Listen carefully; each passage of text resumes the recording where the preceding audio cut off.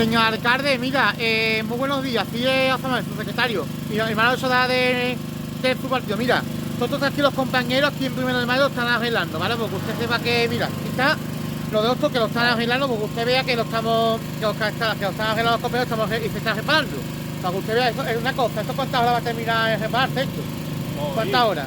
Bueno, pues hoy mismo va a estar listo para que usted lo vea también, señor y señora, todo Coria, para que vea que esto va a estar listo hoy mismo. Aquí están las losas también, para que usted vea lo que voy a sacar yo. Es que me ha hecho un chaval aquí que está haciendo bien por el pueblo de Coria del Río, ¿eh? Aquí está, ahí está, ahora vamos a sacar, bueno, y lo que usted quiere sacar de allí, ¿qué es lo que es? Salir la loza esta también. Las lozas que ella allí. Voy a sacar, mira, esto es un mantenimiento que se está haciendo para que usted lo vea. Es que hay que pintarlo algo encima dicho, ¿no?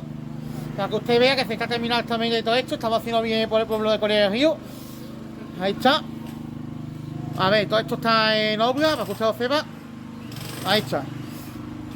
Ahí está. De aquí a aquí, bueno. Un saludo de despido y